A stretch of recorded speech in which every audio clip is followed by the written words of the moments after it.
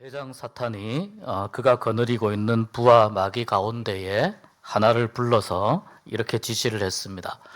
네가 저 마을로 내려가서 거기에 하나님이 없다고 믿도록 사람들을 설득해라, 이렇게 명령을 했습니다. 이 졸개마귀는 명령대로 그 마을로 내려갔습니다. 그리고 하루 종일 마을의 큰 길과 골목을 두루두루 돌아다니며 집집이 들여다보았고 사람들이 어떻게 사는지 그 모습을 자세히 살폈습니다. 이 졸개마귀가 보니까 사람들의 사는 모습이 온종일 싸우고 또 죽이고 또 사기를 치고 죄 짓는 일에 여념이 없는 모습을 보았습니다. 이 졸개마귀가 이 모든 광경을 지켜보고 이 대장 사탄에게로 돌아옵니다. 그가 이토록 빨리 돌아온 것을 본 이 대장이 놀라서 물었습니다. 하나님이 없다고 믿도록 사람들을 잘 설득시켰냐, 이렇게 물어봅니다. 그러자 이 졸개마귀가 보고합니다. 전혀 그럴 필요가 없었습니다. 마을 사람들이 말로는 하나님을 믿는다고 하지만 하나님이 없는 것이나 똑같이들 살고 있습니다. 그들의 생활 자체가 이미 하나님은 없다고 말하고 있었습니다. 라고 졸개마귀가 보고했습니다.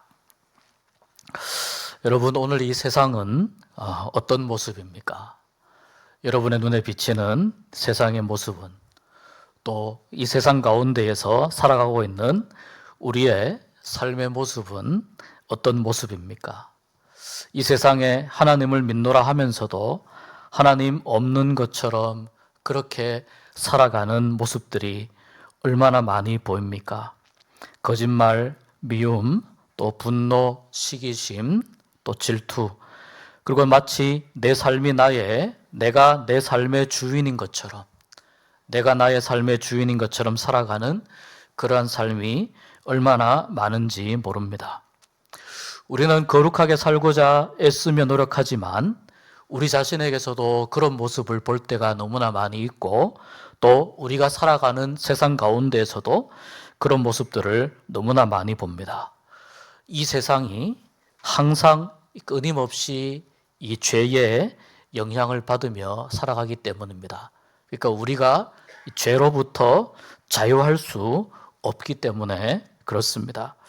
내가 나를 의롭게 할 수도 없고 내가 나의 죄를 씻을 수도 없는, 그것이 어떻게 보면 인간의 한계라고 볼 수 있습니다.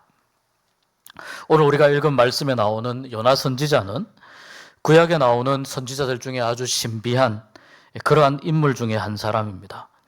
우리가 많이 들어봤듯이 사람이 물고기 뱃속에 들어갔다는 이 이야기 자체만으로도 너무 신기해서 주일학교 때부터 많이 요나의 말을 들어봤습니다. 요나의 이름도 많이 들어보고 그 이야기도 너무나 잘 알고 있습니다.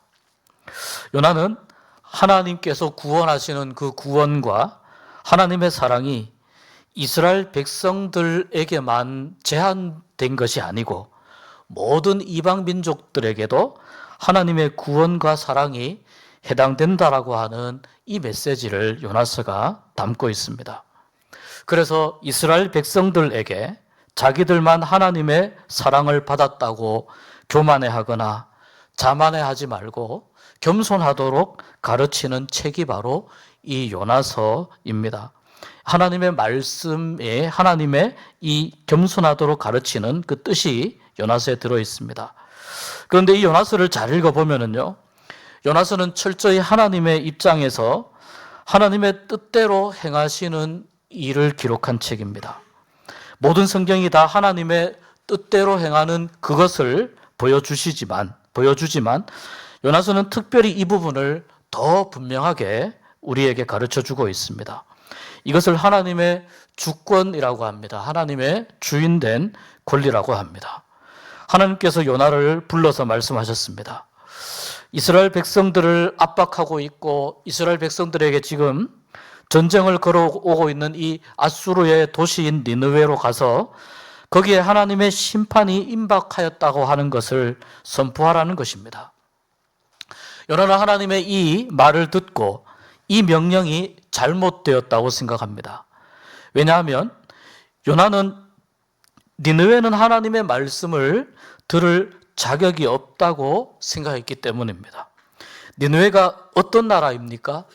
이스라엘 백성들을 압제하는, 하나님의 백성들을 압제하고 하나님의 백성들을 지금 이 강한 군사력으로 지금 압박하고 있는, 이 북이스라엘을 무너뜨리기 위해서 그렇게 지금 공격해 오고 있는 나라입니다.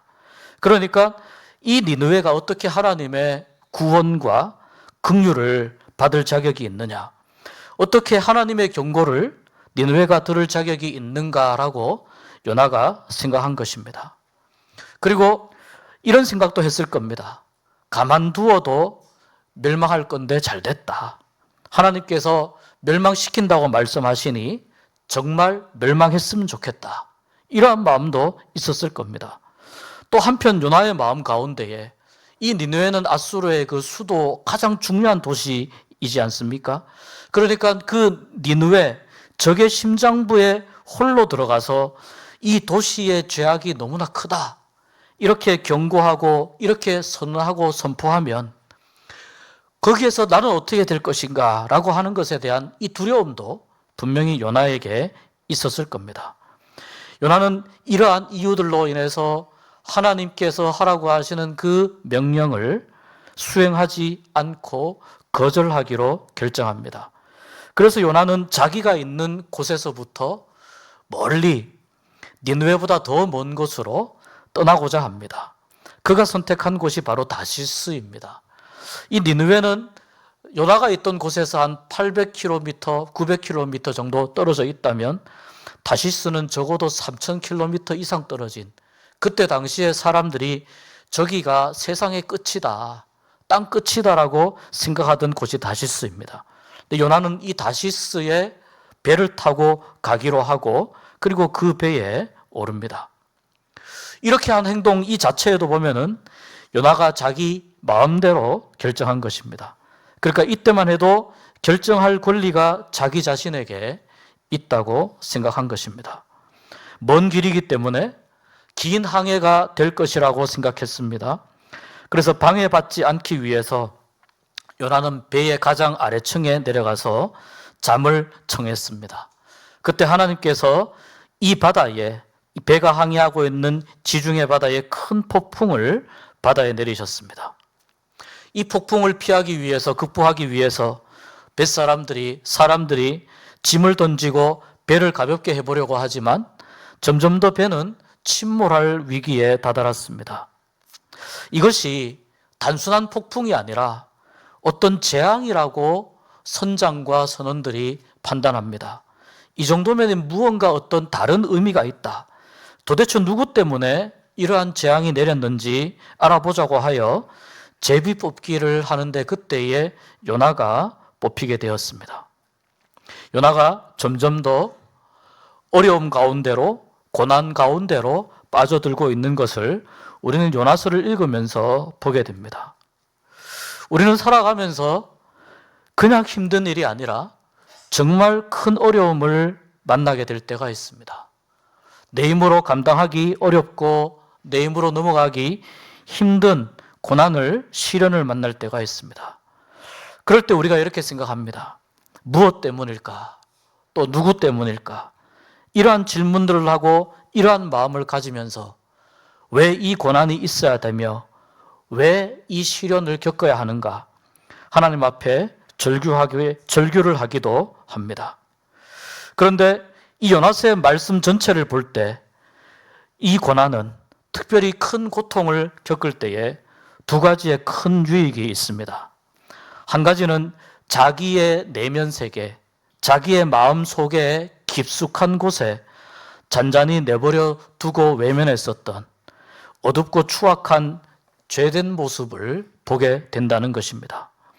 내가 얼마나 깨끗하지 못한 사람이며 내 속에 내가 얼마나 감당할 수 없을 만큼의 더러운 모습이 가득 차 있는가 하는 것을 발견하게 된다는 것입니다. 평소에는 발견할 수 없었던 그러한 모습이지만 이 고난을 통해서 이러한 모습을 발견하게 됩니다. 그리고 그 더러운 모습을, 또 그 죄된 모습을 떨어버리고 떨쳐버리고 주님께서 내 마음에 머물러 계시기를 기도하며 내 마음에 머물러 계시기를 간구하며 그러한 자리를 고난을 통해서 마련을 하게 됩니다. 이제 목사님으로 사역하고 계시죠. 하덕규 목사님이 쓴 가시나무라고 하는 노래가 있습니다. 하덕규 목사님은 1980년대 굉장히 우리나라의 대중음악을 이끄는 아주 유능한 작곡가 또 가수였습니다. 그가 대중적인 성공을 크게 거두고 그리고 사람들에게 유명해졌는데도 불구하고 그의 마음 가운데에는 평안이 찾아오지 않았습니다. 오히려 더 우울해졌습니다. 그래서 사람들이 하면 안 되는 그러한 약에도 손을 대보고 그러다가 구치소도 다녀오고 또 인생에 대한 아주 우울한 어두운 생각들을 계속하면서 대중적인 성공과는 달리 그의 마음이 무너져 내리는 시기를 만나게 되었습니다. 그때 어느 누군가의 권유로 우연히 교회를 찾아가게 됩니다. 그리고 그 찾아간 교회에서 말씀을 듣고 주님을 만나서 그리고 자기의 고백처럼 만든 노래가 이 가시나무라고 하는 노래입니다. 가사가 이렇습니다. 내 속엔 내가 너무도 많아 당신의 쉴 곳 없네. 내 속엔 헛된 바램들로 당신의 편할 곳 없네. 내 속엔 내가 어쩔 수 없는 어둠 당신의 쉴 자리를 뺏고 내 속엔 내가 이길 수 없는 슬픔 무성한 가시나무 숲 같네.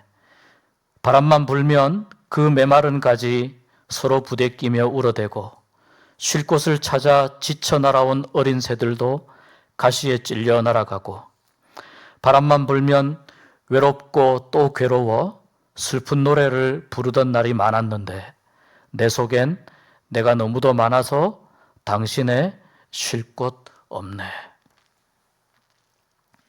그래서 오늘 우리가 읽은 2절의 이 말씀처럼 이르되 내가 받는 고난으로 말미암아 여호와께 불러 아뢰었더니 주께서 내게 대답하셨고 내가 수월의 뱃속에서 부르짖었더니 주께서 내 음성을 들으셨나이다.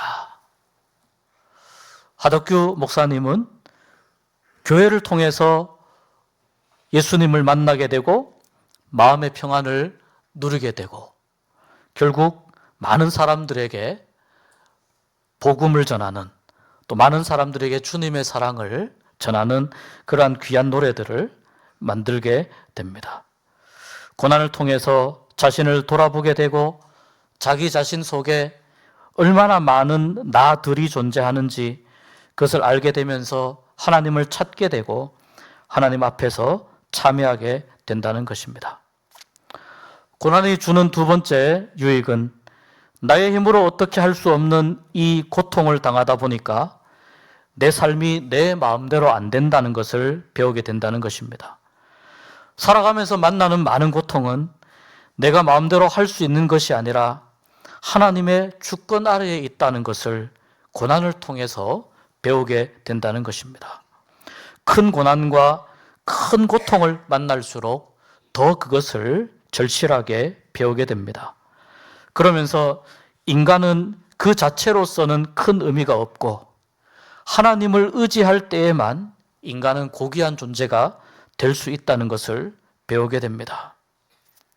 폭풍의 원인 때문에 폭풍의 원인으로 지목받은 요나가 사람들에 의해서 바다에 던져지게 되고 큰 물고기가 요나를 집어삼키게 됩니다. 그런데 요나는 오늘 말씀에서 이렇게 고백합니다. 나를 바다에 던지신 이는 바로 하나님이십니다. 내가 비록 하나님의 눈에서 쫓겨났다 하더라도 내가 다시 하나님을 바라보겠습니다. 내가 하나님과 약속한 것을 반드시 갚겠습니다. 지키겠습니다. 요나는 선지자였지만 하나님의 주권을 인정하지 않았던 모습이었는데 이제 그러했던 요나가 하나님의 주권을 인정하면서 자기의 모든 것을 하나님께 맡기는 기도를 드리고 있는 것입니다. 그리고 요나는 거기서 내 삶의 주인이 내가 아니라 하나님이시라는 것을 고백합니다. 그리고 하나님께서 주신 사명을 다시 물고기 뱃속에서 회복하기 시작합니다. 오늘 말씀은 이 물고기 뱃속에 던져진 요나가 하나님께 드리는 기도입니다. 참의 기도이기도 하고 회개 기도이기도 합니다. 또 하나님의 은혜와 긍휼을 구하는 기도이기도 합니다. 그리고 오늘 이 말씀 가운데에 보면 이 말씀은 철저히 하나님의 관점에서 하나님께서 모든 것을 주관하시고 모든 것을 진행하시는 일이라는 것을 요나가 고백합니다. 3절에 주께서 나를 깊음 속 바다 가운데에 던지셨다 고백합니다. 6절에도 보면은요, 나의 하나님 여호와여 주께서 내 생명을 구덩이에서 건지셨나이다. 10절에 오늘 읽지 않았지만요, 여호와께서 그 물고기에게 말씀하시매 요나를 육지에 토하니라. 하나님이 중심이 되어서 하나님이 주인 되시는 이러한 모습을 계속해서 성경이 말씀하고자 하는 겁니다. 물고기 뱃속에서 요나가 할 수 있는 일은 아무것도 없습니다.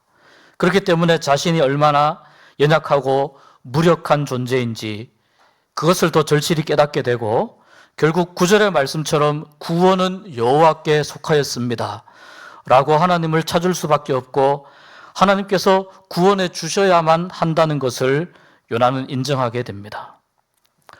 오늘은 사순절 첫 번째 주일입니다. 사순절은 부활절을 앞둔 기독교의 40일간의 시간입니다. 이 사순절은 우리를 죄악 가운데에서 구원하러 오신 예수님의 사랑과 생애와 또 고난과 십자가의 죽음과 부활을 더 깊이 겸손하게 묵상하는 절기입니다. 우리가 죄악 가운데 있다는 것은 어떤 상태를 말하는 것입니까? 바로 요나가 물고기 뱃속에 있는 것과 같은 똑같은 상황입니다. 요나가 그 물고기 뱃속에서 할 수 있는 게 아무것도 없듯이 우리 또한 마찬가지입니다. 죄 가운데에서 내가 할 수 있는 일은 아무것도 없습니다. 내가 죄인이고 이렇게 나약한 존재이고 내가 내 삶의 주인이 아니고 내가 하나님 앞에 회개할 것밖에 없다는 것을 고백하고 하나님께 무릎 꿇는 일 말고는 할 수 있는 것이 아무것도 없습니다. 그렇기 때문에 구원은 하나님께서 하시는 일이라는 것을 더 분명하게 고백하게 됩니다.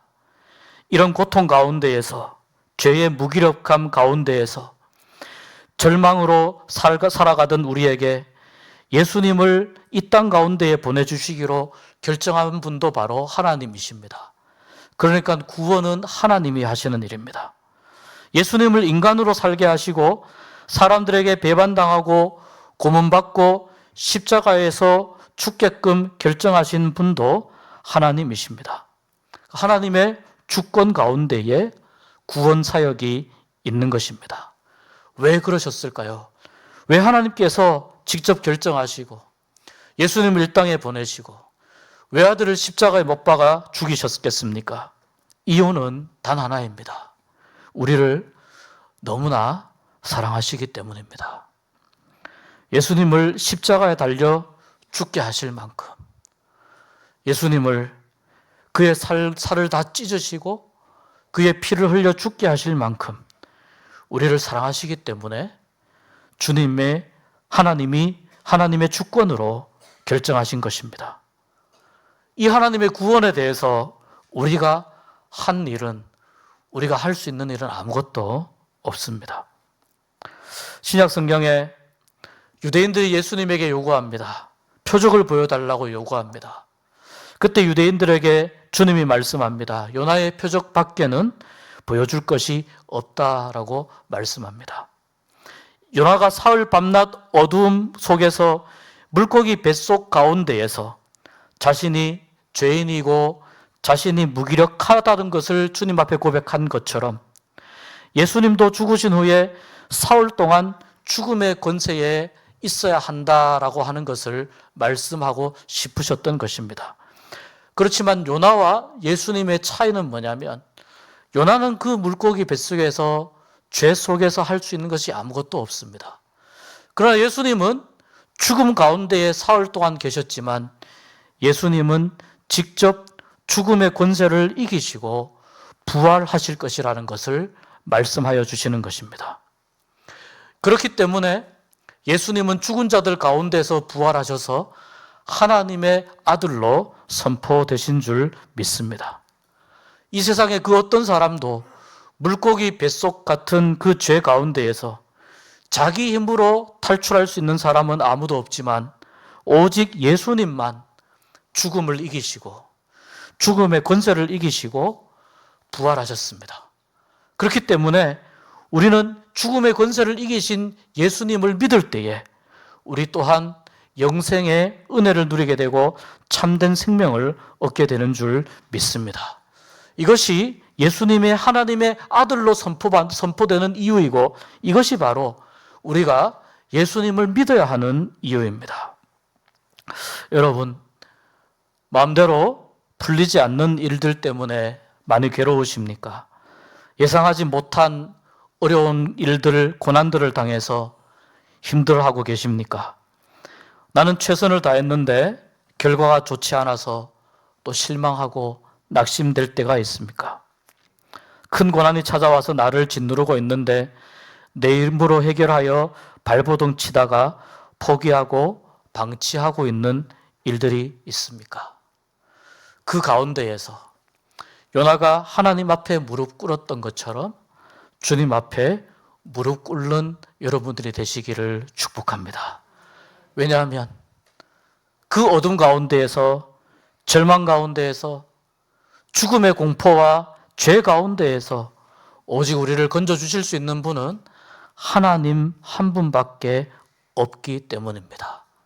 하나님을 인정하고 하나님의 주권을 인정하면서 하나님의 주권을 고백하는 삶으로 나아가면서 하나님의 도움을 구하고 하나님의 구원을 기대하면서 살아가실 때에 여러분의 삶 가운데 구원하여 주시는 은혜, 새롭게 하시는 은혜, 하나님께서 새로운 문을 열어주시는 은혜가 있게 될 줄 믿습니다. 이 은혜와 감격이 씻지 않고 하나님 자녀로 살게 되는 은혜가 있기를 주의 이름으로 축복합니다.